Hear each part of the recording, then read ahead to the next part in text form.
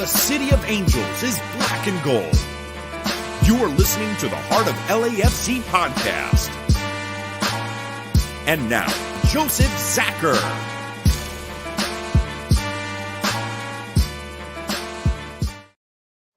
Greetings, Los Angeles. Welcome to episode 331 of the Heart of LAFC podcast. We're going to call this one Valuable Minutes for the valuable minutes that each of our players have to play in the short amount of games that we call preseason.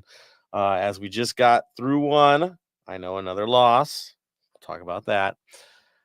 And of course, preparing for the weekend as we play the Chicago Fire, who's been completely mad with their signings, and I guess Kellen Acosta might be heading their way. We know that guy, and their need to dump 3 higher end players to even be roster compliant. Fun times for them, but we will get into them later on since we got to play them Sunday. But let's talk about other things, right? We've got an official signing. Somebody is here. We've got rumors. Some are gaining heat. Others are cooling off. So we're going to cover all that today. Of course, I can't get this done proper without my crew. We've got Araceli and we've got Tony in the mix. And Bam might make an appearance at some point on this show. You know how he is right now. Busy boy. Hopefully we'll see him soon. Araceli, how are you doing tonight? I'm actually doing very good. I finally have an update to share with Next Pro, which we'll get into later in the show. But other than that, I mean, let's be honest. For us here in Kansas City, it's been a crazy couple of days considering it's Super Bowl weekend. The Chiefs are back in it. And this town has just been celebrating nonstop for I don't know how long now. I can only listen to Taylor Swift so many times before I start going crazy. But otherwise, I'm just ready for a very fun weekend. I'm going to have to say it. Go Niners. It is what it is. It is what it is. Yeah. I think I don't know if I was in Kansas City, I'd be more excited by the fact that I'm actually going to be hosting World Cup matches. It's now official, right?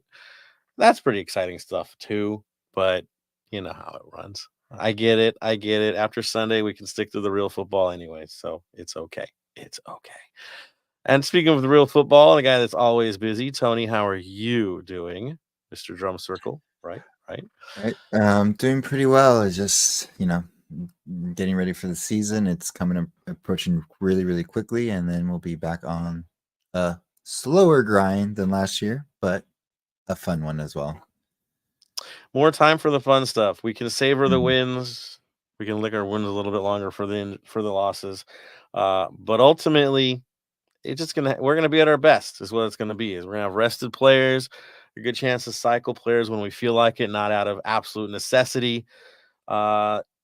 As this roster builds itself, honestly, I think this is the right kind of schedule to get after what we had to deal with last year. It's gonna feel a bit more normal, and that's okay. That's fine.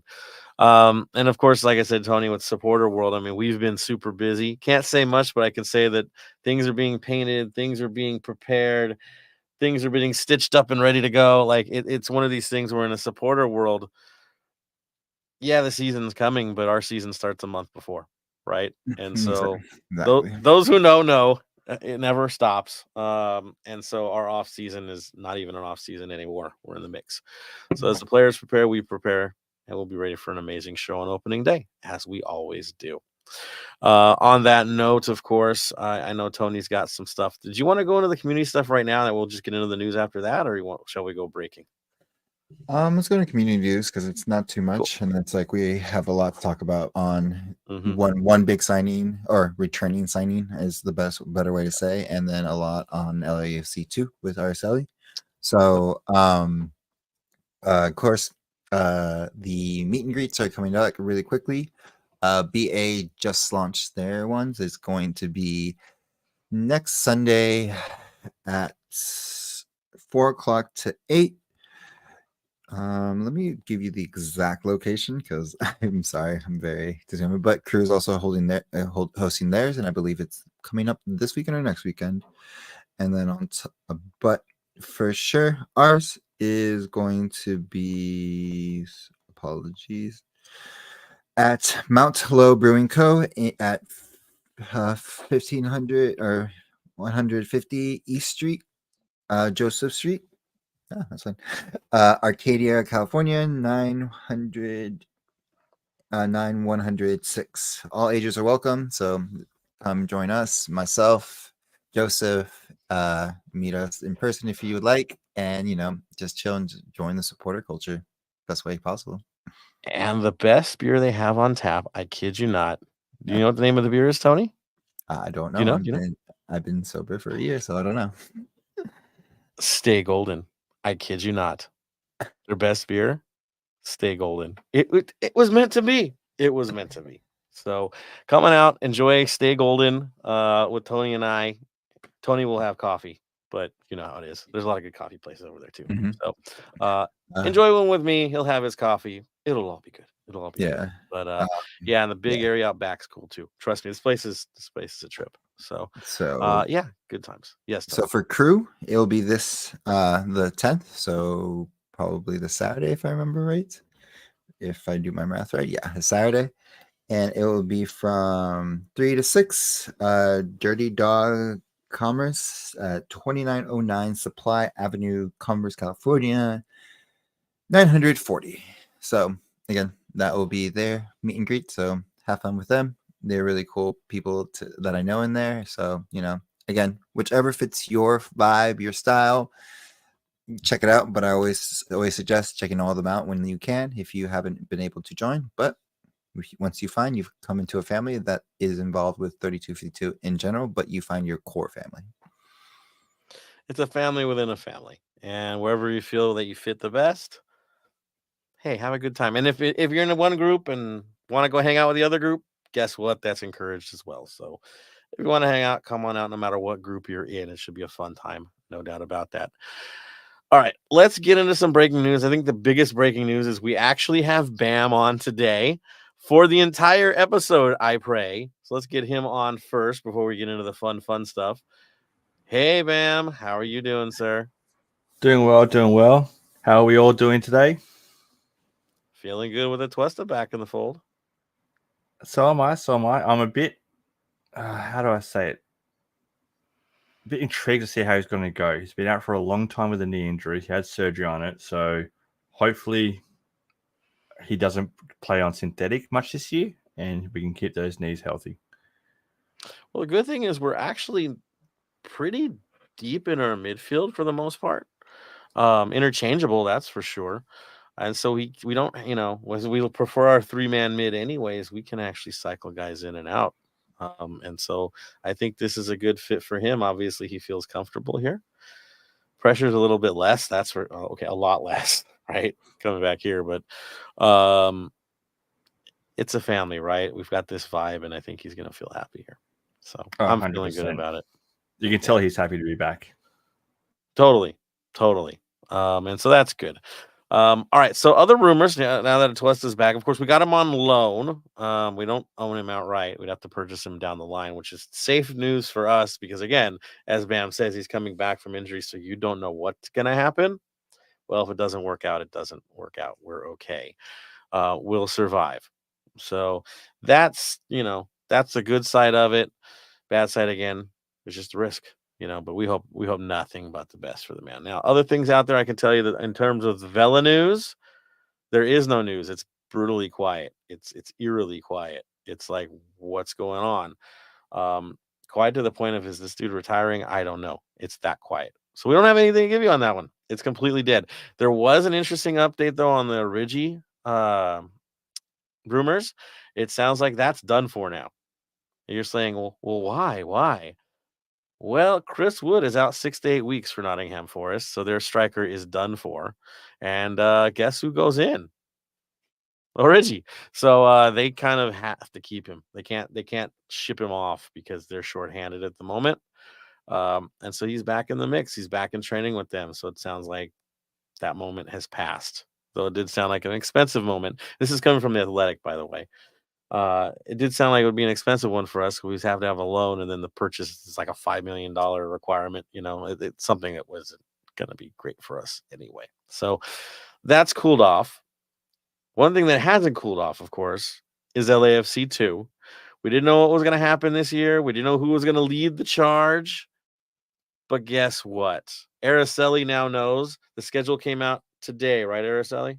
Or yesterday? It did. It just dropped this morning. Today. Okay. Yeah. Go for it. Tell us who's running the show and what's looking good for the schedule. Well, for who's running the show, we do have a new head coach. Last week, I mentioned that there was rumors circulating that we would be getting Gonzalez Jr. from Chicago Fire, which is now officially confirmed.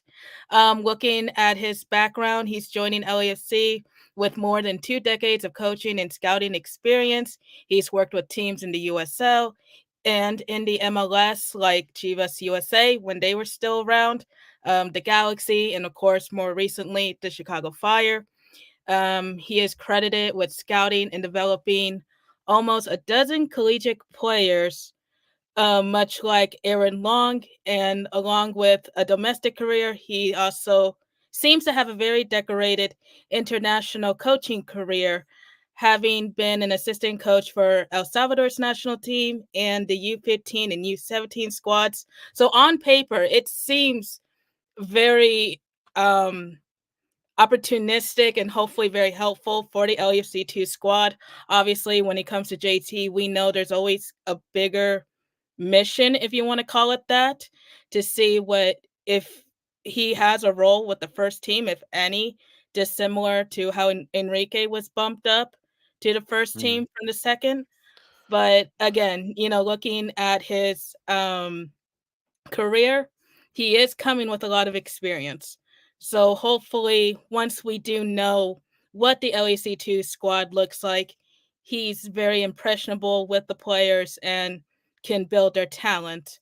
Because as we know from last season, their first season didn't go so great. So hopefully this year fares better. But so concerning the schedule, as I mentioned, it was released first thing this morning. The 2024 season will officially kick off on March 15th, with decision day being on October 6th. New this season, 2 new teams are joining the league, Carolina Core FC and Chattanooga FC, bringing the total of 29 teams that will be competing this season. LAFC2 season opener is on March 17th against Minnesota United 2 at 1 p.m. Pacific time, back at Titan Stadium for this year. If you know, you know. Do your leg presses now, because that stadium is not easy to navigate. I know from personal experience. But other than that, they will be closing the season out on October 6th, actually here in KC. So I have to admit, I'm very excited for that one. Also new this season, we have an updated playoff format. 8 teams from each eight teams from each conference will qualify for playoffs. The pick up your opponent format is back. It's bigger than ever. But just like with the season opener, when playoffs time comes around, of course, give you guys kind of a refresher on the rules and talk about scheduling. Hopefully, we will see LAFC2 in playoffs. I know that's very optimistic at this point, but hopefully. Right. Other than that, yes. I mean, it seems to be going in a very good direction as far as LAFC2 is concerned. Of course, I don't have any updates regarding any player signings or rumors. But of course, as the weeks go on, hopefully we'll get more information. Well, I mean, you got to think we've gone so young with our signings as of late that those guys are going to feature on both sides. I don't think there's any question. So it already is improved quality from the guys that are on the senior side coming in. Also, Antonio Gonzalez Jr., I know he's had a good career at UCI, I believe. So I guess that's where Aaron Long got involved with him, raising players up, and was coach of the year at some point at the collegiate level. So he has his experience with young players, developing players. He's helped guys make that transition. I know way back in the day, and we're talking GOAT days, right?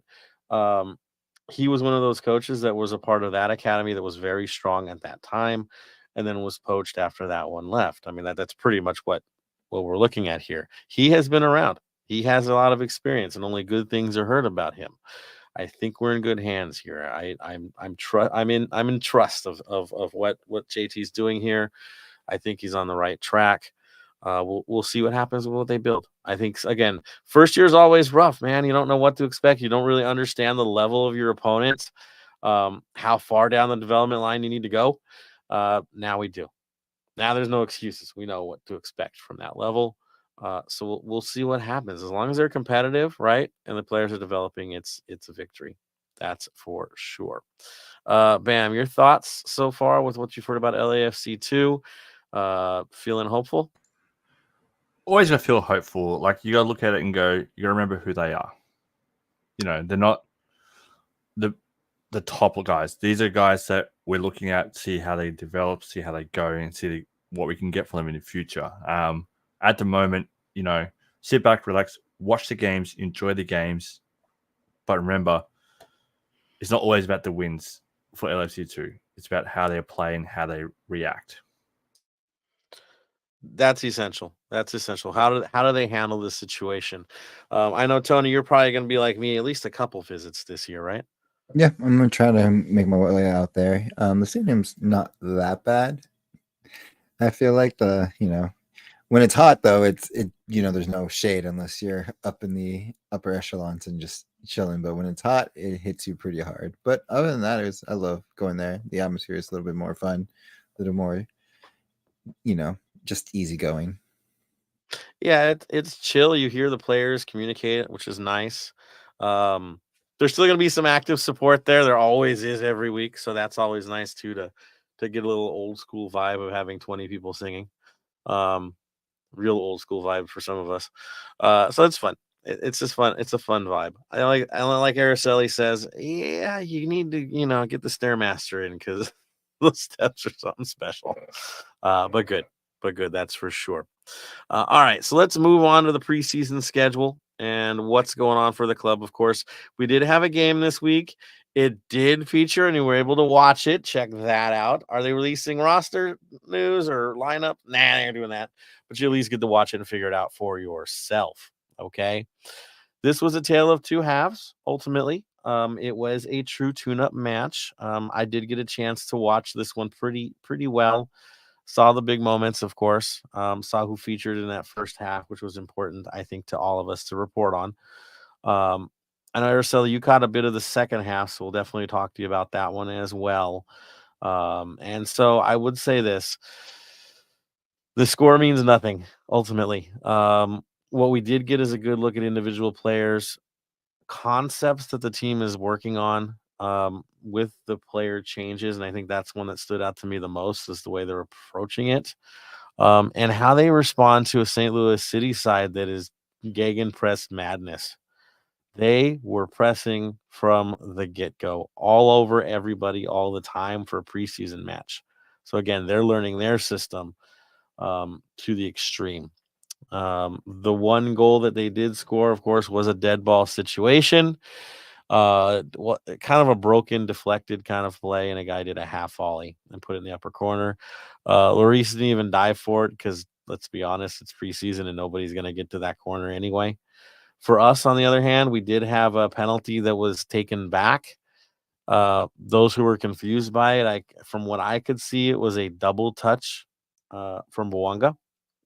He basically went in fancy, tried to do a slow, fast play, and then he messed it up. And he basically double touched the ball before going in. It was pretty funny, actually, the way he slipped and fell. I thought they were going to count. I didn't really, notice it at first, but yeah, on the back end, it was just a mess up on our part. I will say this: Bouanga's play, he was very aggressive on the day. He did make a lot of mistakes, though. Some cuts too early that did cost us counters at times. He played a little bit deeper than I'm used to seeing him play, even though he was still out on the wing as he normally does. I think Lloris was the story for this because we are changing. At least I felt from what I saw, the new concept from our offense and the way we start things. Last year, a lot of times we say Ilie drop back and start the plays. I kid you not, most of the plays were starting with Lloris. He played very high, almost above the line, above the box, and would constantly receive back passes, especially when dealing with the press that St. Louis was featuring, and he seemed very comfortable with the ball at his feet. A very different dynamic from what we've seen from past goalkeepers. And even when they did mass subs in the second half, the goalkeeper that came in, our backup, he was doing the same thing. He was tasked with the same thing. Play very high, play as basically a sweeper keeper, come in to relieve your back line. It was a different look, something that I haven't seen much from our guys to do, but it was active and it was intentional. I'm going to go to you, Bam. What are your thoughts on this little revelation in training of them really playing the goalkeepers high? Hey, to be fair, this is a time to do it. This is a time where it's like, let's try something, see if this works, see if it doesn't work. If we lose all our preseason matches, who cares? It doesn't matter. It doesn't. What do you ultimately, though, go for it. What do you get for winning all your preseason matches? Congratulations, you won the Coachella Valley Invitational. That means nothing. Yeah, there you go. Congratulations, you won nothing. I will say the St. Louis City SC is all happy because they got a win, but on both sides, and they both said it, the wholesale changes on the second half basically ended any competitive match mindset. It was more of get the best out of your individual players. I believe it was the 63rd minute. I'm going to pass this over to you, Araceli. It was basically just like a full line change for everybody, right? Oh, absolutely. And I mean, that's kind of normal for any preseason game, to be honest, because just like how Bam said, this is the time to experiment with new plays or with new players to try to figure out what works best. And as far as what I saw in the second half, I was glad to see Abraham Romero get in there and kind of get some minutes. He did 2 diving saves, I think around the 70th minute. But either way, to see him kind of have that type of performance, if you watch LAFC 2 last season, he's no stranger because he's definitely played for that squad multiple times. And another big takeaway for me personally was the return of Eddie Segura. Yes. So to finally see him back on the field or back on the pitch was just great to see, considering almost all last season we were kind of talking of when will we see him again. So to finally see him back and getting those minutes in, just perfect. Yeah, it was great to see him there. You could see how aggressive we were playing our outside back. So there was a lot of times where he was pretty much the anchor. Like I'm by myself out here. And he was shifting. He was shifting right a lot to cover, but he was doing it. He was doing the job. He was making the sprints. He looked in his element. He looked fine. I think some players that seemed to struggle a little bit. I think Bogusz in the first half, the aggressiveness of St. Louis threw him off. You could tell. He wasn't comfortable with the pressure so quick. So he's got to, again, this is tuning up. This is exactly what they're doing. And so he's just got to adjust himself, and he will. So I did see that. Ilie's movement in the second half, I believe, for him, it seemed okay. Our wingers did struggle a bit creatively. And there were some chances on our side where we could have done a lot more than we did with the ball, but creation was still there. And I would say that I was happy with what I saw from individual players. Again, it's a preseason match, but the guys are doing what they need to do. Did anybody stick out like, oh man, he's not hanging? No, not at all. The guys looked the part. So I would say it was a good tune-up on the day. Let's see what they can do against Chicago. Ursula, your final thoughts on the match? My final thoughts on it. I mean, we've already said it. It's preseason. The score doesn't really matter. What matters is to see the players back on the field, seeing them play together again, and just hopefully see what they're able to come up with for the season.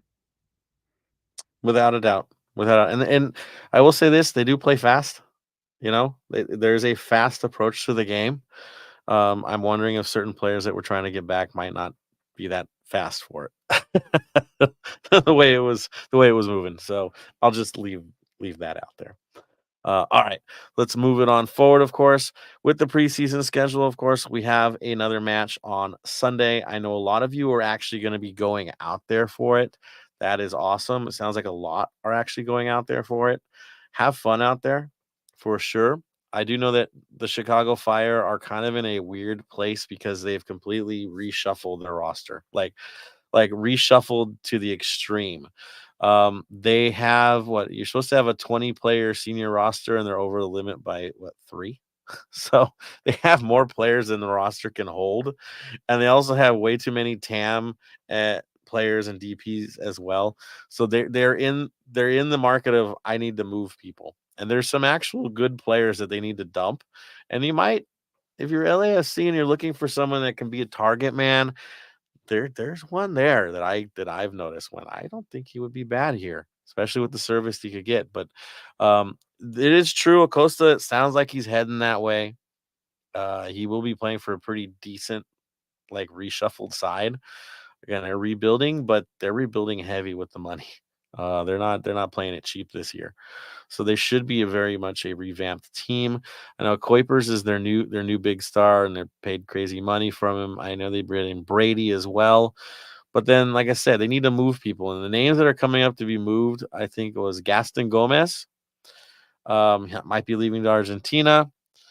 Shabilko is on their side, and I can tell you, and Bam could probably tell you, that guy has his moments. And he's a big, tough dude, and a target man that would be pretty strong. And he has a history of scoring against us. So I'm just saying, might as well take that piece off the table. And if we could afford him, I wouldn't mind him. Arnold Sukwe might not be there, and then Jairo Torres are the guys they're trying to move off just to be roster compliant, because it's going to be interesting. Do I think Acosta will be there on Sunday? I do. I think he'll definitely be there, which will be an interesting vibe. But it will be a good game. I think it'll be a tough game because, again, they're trying to figure out who they are with so many changes, and we've got a lot of young guys that we're just trying to get a good workout with to figure who fits in. We know who we are character-wise, right? We know who our main guys are. Who are the supplemental guys? Who's really fighting for it? So those are going out there. I think that's the homework you need to do is who are the bubble players? How are they performing on the day? Because we know who the main guys are, and who's really going to take over the right wing spot. I think that's the story. Like we don't know yet, and they got to build it out. So yeah, definitely have fun on that one. Tony, your thoughts? Are you thinking about going out there Sunday? Unfortunately, I won't be able to make it out there Sunday. I have other plans of a baby shower to go to, so unfortunately, I won't be able to make it. Hopefully, they will stream it like they did last time, so I can catch the game. But for those who will make it, it will be, like I said, if I remember right, like a 12 o'clock game. So enough time to go watch it and then come back real quickly before traffic hits really hard. Yeah, heading from out there would be kind of tough, I gotta say. And with the Super Bowl in mind as well, even more complicated. From what I've been told, they're streaming the game this weekend. So if you want to watch it, you can stream it. Just make sure you register where you're supposed to register. Season ticket holders got an email this last time to jump on. So if you're looking to do it, even reach out to us and ask us, where do I find this thing? We'll help you out. You know how we are. And if we could stream it, we would. But hey, enjoy it. It'll be fun to watch. Again, I think you'll be surprised by the talent of some of our young players because we have a lot of good, young, promising talent this year. And guys that are on that bubble, like Duenas, that are going to need more minutes, and now they get a chance to get more minutes. So it might be a blessing in disguise to have so much change. I think it will be. Aristella, are you going to be able to watch? I mean, you're going to be watching the Super Bowl. I already know this. Well, I just looked at the time, and it looks like it's going to be at 2:30 my time, and the Super Bowl is at 5:30. So maybe a little pre-Super Bowl watch. You could probably swing that. I'm going to catch both. That's for certain. That's for certain. Yeah, it should be good. Again, we only have one more preseason game to do after that. I believe that's against Toronto. That could be played at BMO. Waiting for confirmation on these sorts of things. They haven't confirmed yet, but that's what it's looking like. Is that we're gonna have that last game back home. Does that mean we're all invited? I mean, traditionally speaking, the last preseason game tends to be that open house. So can we pray for the open house? That would be nice. Like old days. That would be cool. So we'll see what happens. And of course, 17th happens, 24th, boom, season's on. Not much time to waste, and we're right into the mix. So, yeah, if I can get to the Toronto match, I'll be there. Like for certain. Same with Tony, especially if it's at home. Streaming wise, again, we'll keep you posted. That's for sure. It's been a little bit light tonight in terms of supporter comments, but I know there are a few out there, so I do want to mention you guys out there. Again, this show was built for the supporters. It always will be for the supporters. It is essential. And of course, after we get our conversations, we'll do our Black and Gold Vinyl Club Minute. We'll call it a night. That's how it works. So let me see what we've got here. Again, if you got something, please join the conversation. We want to hear from you. Of course, I think Jibble he's Johnny on the spot here. First one in, he says, feeling better as the days go by. We only get stronger. Exactly. He said this team will only get better with more time together, with the easier schedule this season. Let's enjoy our football inside and out the pitch. Exactly. Jill says, whether Vela resigns or Ordaz plays a bigger role, I'm happy both ways. Remember, Ordaz is not the only guy that they get to try out in the in the center forward spot. They're gonna try out everybody at this point. They're gonna make it work until we get our big signing, which again, we have room for that, but we're not in a situation where we're desperate for that. Right? We don't have to have the rush signing. We don't. We have a competitive side already. We get to really take our time on that one, and it's not something we have to desperately go for. At least that's my take on it. Would I like to see a star? Yeah, I would definitely like to see a star, but we want the right one. We got to be smart about it. That's for sure. Marvin on here says, wasn't concerned with the transfer window, but hearing Dola say they're done, their recruiting is concerning. Don't want to start the season without a DP striker. Looks like we'll be waiting again for the summer. I would say this, money-wise, it makes sense to wait till summer. Then you don't have to pay any fees to anybody. There'll be some free agents. So that's why I think he's saying what he's saying is reading it is they need to get the right guy. I think Origi was one they were going to go for, but of course things change. Or is it all eggs in one basket? No, I just think that they feel comfortable creating a competition as they go forward. They do. And dude, the window stays open for MLS like a couple months into the season, so you never know. Let's see. Marvin says wingers or youth starting. Yeah, right. I mean, this is what we've got. And I see Ox on here. Hope you're doing well as well, Ox. So there we go. A little bit light tonight from everybody. I get that. It's been a weird one. That's for sure. Busy for us too. But basically, yeah, that's the story. Let's see what our kids can do Sunday. Enjoy it. We'll see what other news pops up in the meantime. I do know we have a new jersey to talk about. I do have the new track jacket. Yeah, it's on Adidas already. So if you want to go check it out, it's there. Flashback to the first season where they got those tape marks. So, and it's heavy. And for a presentation jacket, I like the fact that it's a hoodie, people.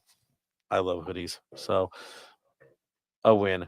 So yeah, check it out. Adidas already has some stuff up, at least 2 things up that are brand new. I'm sure by the 17th we'll be seeing some other new things. I'll just leave it at that. So there we go. All right, guys. I think that is that time to start wrapping things up already. Is it that time? I think so. What do you think, Bam? Sounds like good to you? Sounds quite good to me. Yeah. It's been a long day. It's been dude, I'm telling you, it has. And y'all know the hour and 45-minute shows are coming. It's only a matter of time. So enjoy these short ones while you still can, because we will put you through the paces. Trust me. It's what we do on the Heart of LAFC, because we love covering our matches, old and new. We're never done with it. So let's go for it. All right. So tradition dictates, of course, our final comments of the day. Yeah, I know. Let's see who's going to get this one first. Usually the final comments goes to the first one on, I think. Tony, you were the first guy in the mix, so I'm going to go with you first, man. Final comment. Vinyl Club Minute. Oh, man. Well, I could do that. You want to do it? Or you want me to do it? You can do it. Traditions. Okay. Vinyl Club Minute. I almost forgot about it. Well, it's a good one too, so it's worth doing. All right, so for this week, I decided I need a band from the desert. We're gonna play in the desert. Get a band from the desert. Who's the most famous band from out there? At least I believe. Queens of the Stone Age, without a doubt. From Palm Desert, formed a little while back. You're like me, they're old. Album though, best album, 2002, Songs for the Deaf, by far their best album. They've got Go with the Flow and No One Knows on there. They're big radio hits, right? But Go with the Flow, man, is just let's let it rip, man. That song is amazing. So that's our choice, or my choice. I won't Queens of the Stone Age since the boys are playing out in the desert. Let's get some desert music out there too. So that was my choice. Now we can go to the final comments. Now we can call it. I know. Back to you, Tony. Final comment is, for those traveling to Coachella, I know it's not that far. Have fun, stay safe. It would be going to get cold in the morning, of course, because it is desert, and desert, as much as it is a desert and it's hot, it gets really cold up there. So remember to bring a nice jacket in the beginning if you're getting out there early, as well as have fun. Again, enjoy the rest while you can, because once we get into season, it's going to be a fun one, especially during the Mad Dogs Days of Summer, I believe it's called. If I said that saying right. The dog That's days. The dog days. Dog Days of Summer. There you go. So besides that, that's all. There we go. I love it out in the desert, by the way. It's nice out there. Coachella, it's a little wild, but it's nice out there. It is. Araceli, final comments. Final comments for me. Just wishing everyone a fun and safe weekend, whether if you're going to Coachella Valley for the game or going to a Super Bowl watch party. I know for me personally, I'm definitely taking full advantage of this weekend since it'll be my last quote unquote free weekend until I get buried deep in MLS stuff, Next Pro stuff, because anyone who knows me knows I tend to disappear during the season. So other than that, like I said, just wishing everyone a safe weekend. There we go. Same to you. Have a great time, minus KC winning, of course. But still, have a good time. It's still football. You know how it is. Yes, and we can't wait to hear the updates because I know you've got, again, you'll have some announcements down the line. You'll have some crazy stuff to share to all of us. You've been busier than busy can be, earning it, that's for sure. And Araceli, we love seeing how far you've taken this and how far you're going to take it. It's been good to see, that's for sure. And you earned every bit of what you've got. That is for certain. Bam, the busiest man in the room, at least today. Back from work, in the mix, closing things out proper. What are your final thoughts, my friend? Final thoughts. Again, sorry being late, but I finished work, got home, I was covered head to toe in mud, had to go for a quick shower, and also had to chuck on my brand new 2021. This one is the Cameroon Cup of Nations top. Also, the new bucket hat I'm wearing is for the Marshall Islands soccer team. I also got their kit too. Seriously, look into it. They are doing some amazing stuff there. They're the last nation to have a professional team going around. If you are of Marshall Island nationality, whether your grandparents are and all that, go to that link I just sent through, and you could put in expression of interest for actually representing the team because they're looking for players so they can actually have actual games this year. So look into it. It's a great thing that they're doing. The Marshall Islands, look into the history of that. They're wanting to get the soccer big over there. Help support them as much as you can. And as I say every podcast, check on your mates, send them messages, invite them over to watch the Super Bowl, invite them over to watch LAFC games, invite them over to watch any games there is. Have a tea, have a coffee, have a beer, whatever you want. Just check in on your mates. Conversations can save a life. 100%. Always look out for each other, especially on the kind of crazy weekends like this weekend with big sporting events and all that. Look after each other. That's for certain. Things can get a little too crazy on event weekends, so be careful. I like that Bam brought up the Cameroon jersey. I will say this: congrats to Fresco. His team is in the final of AFCON. Nigeria in the mix with the best jerseys in the history of football. Debate me forever on that, but my Nigeria is always, man, amazing. Of course, they're playing the host, Ivory Coast. So that is going to be one heck of a final this weekend as well, right? If you've watched, go watch the highlights. Even if you don't have BN Sports, go watch the highlights on their YouTube channel. It's insane. That tournament is just one of the best. It is so dramatic. Oh man, Bam, you watched the semis, right? I mean, dude, it was. I caught the highlights. I caught the highlights. It's been over top. I've seen the highlights for most of the games. The African Cup of Nations, the Asia Cup, amazing tournaments. You got the final of the Asia Cup, which is Qatar versus Jordan. You know, that's all this weekend. So that's a shocker too. Yeah. Oh yeah. Oh, ridiculous. But hey, you know, these countries are going for it. So watch some of it. You'll might see some up and coming players you want to keep out for your European teams. So always watch plenty of that. I mean, even for LAFC down the line, you never know. So, watch the games, enjoy the games. There's also a kind of a big Bundesliga match this weekend.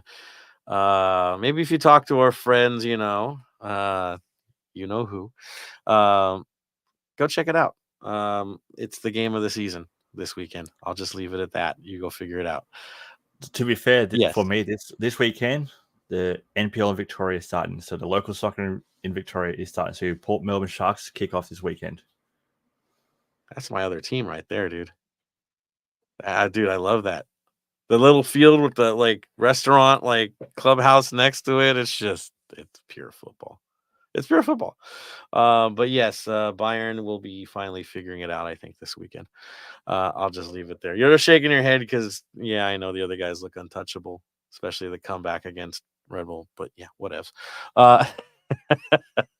Just enjoy the football this weekend. All the kinds, the pointy, the round, it does not matter. It is a good weekend for sports. So enjoy it, everybody. That is for certain. I think that's going to be where I leave it. As we call our Stay Goldens as we do every week. So I will go to Tony first. Final word. Stay golden, Los Angeles. Araceli. Stay golden. Ma'am. Stay golden. And for me, to all of you, stay golden, Los Angeles.